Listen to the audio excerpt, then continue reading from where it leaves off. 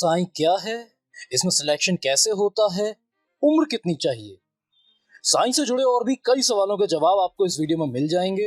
पर एक और सवाल है जिसका जवाब बहुत कम लोगों के पास है और कुछ लोगों ने तो शायद नाम भी नहीं सुना होगा। एनआईएस।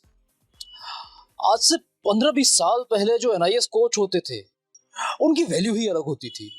बड़ा स्पेशल ट्रीटमेंट मिलता था उन्हें।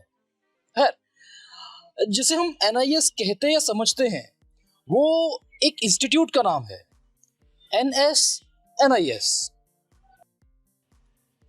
7 मई 1961 को पंजाब के पटियाला में भारत सरकार ने एनआईएस यानी नेशनल इंस्टीट्यूट ऑफ स्पोर्ट्स को एस्टेब्लिश करा।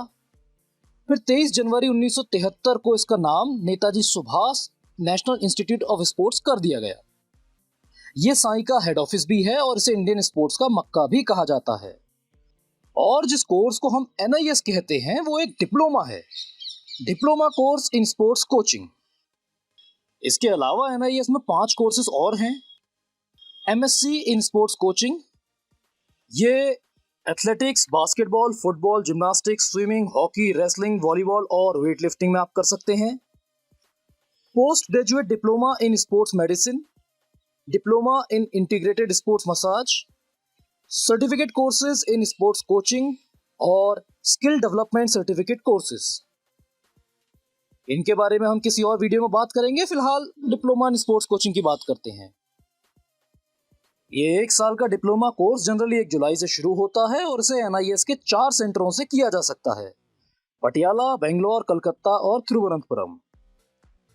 एनआईएस पटियाला में athletics, boxing, cycling, fencing, handball, hockey, judo, weightlifting, wrestling, wushu और योगा हैं, जिनमें आप स्पोर्ट्स कोचिंग का डिप्लोमा ले सकते हैं। इसके बेंगलोर सेंटर में athletics, badminton, basketball, hockey, kabaddi, kho kho, swimming, taekwondo, table tennis और वॉलीबॉल हैं। कलकत्ता में आर्चरी, एथलेटिक्स, जिम्नास्टिक्स और फुटबॉल हैं और तिरुवनंतपुरम में रोइंग, कायाकिंग एंड कैनोइंग हैं। इसके हर सेंटर के हर गेम में लिमिटेड सीट्स हैं। इस कोर्स को करने के लिए आपकी उम्र, जिस साल आप एडमिशन ले रहे हैं उस साल एडमिशन के वक्त 21 से 35 साल के बीच में होनी चाहिए। और अगर आप Olympic, Commonwealth games, senior Commonwealth championship, Asian games, senior Asian championship, senior world championship में पार्टिसिपेट कर चुके हैं, या आप SC, ST, OBC से बिलोंग करते हैं, या आप इंडियन आर्म फोर्सेस के इन सर्विस या एक्स सर्विस कैंडिडेट हैं, तो आपको अपर एज में 5 साल तक का रिलैक्सेशन और मिल सकता है, यानी आप 40 की उम्र तक अप्लाई कर सकते हैं। इसकी एलिजिबिलिटी मेनली 2 चीजों पर डिपेंड करती है, एजुकेशन और स्पोर्ट्स अचीवमेंट। अगर आप 12th पास हैं और ओलंपिक में भारत को रिप्रेजेंट कर चुके हैं, या कॉमनवेल्थ एशियन गेम्स में गोल्ड जीत चुके हैं, या सीनियर वर्ल्ड चैंपियनशिप के मेडलिस्ट हैं, तो आप इस कोर्स के लिए अप्लाई कर सकते हैं। इस कैटेगरी में आने वालों को एडमिशन में कुछ एडवांटेजेस भी मिलेंगे, ये आप पॉज करके पढ़ लीजिए, तब तक मैं आगे बढ़ता हूं। दूसरा, अगर आप 12th पास हैं और आपने Olympic, youth Olympic, Commonwealth games, senior Commonwealth championship, Asian games, senior Asian championship, senior world championship में पार्टिसिपेट करा हुआ है, तो आप अप्लाई कर सकते हैं।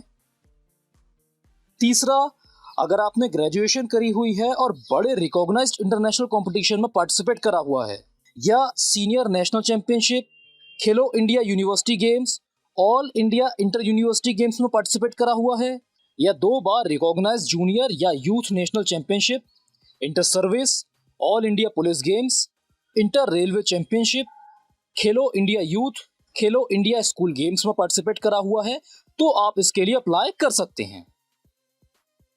और चौथा और आखिरी, अगर आप नॉर्थ ईस्ट कैंडिडेट हैं और आपने ग्रेजुएशन करी हुई है और आप नॉर्थ ईस्ट गेम्स के मेडल विनर हैं, या आपने 2 बार नॉर्थ ईस्ट गेम्स में पार्टिसिपेट करा हुआ है, या आप कैटेगरी बी के क्राइटेरिया से मैच करते हैं, तो आप अप्लाई कर सकते हैं। अच्छा, ये था एलिजिबिलिटी क्राइटेरिया, यानी अगर आप इन कैटेगरीज को मैच करते हैं तो आप अप्लाई कर सकते हैं, एलिजिबल हैं। पर इसमें सिलेक्शन कैसे होगा, यानी सिलेक्शन क्राइटेरिया क्या है, इसे भी जान लेते हैं।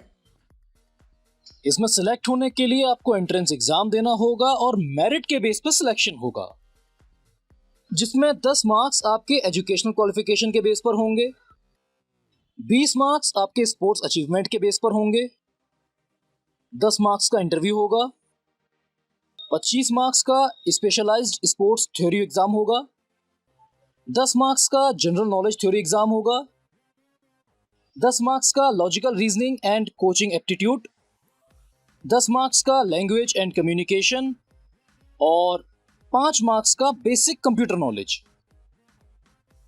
अच्छा, एजुकेशनल क्वालिफिकेशन और स्पोर्ट्स अचीवमेंट में मार्क्स इस बेस पर मिलेंगे।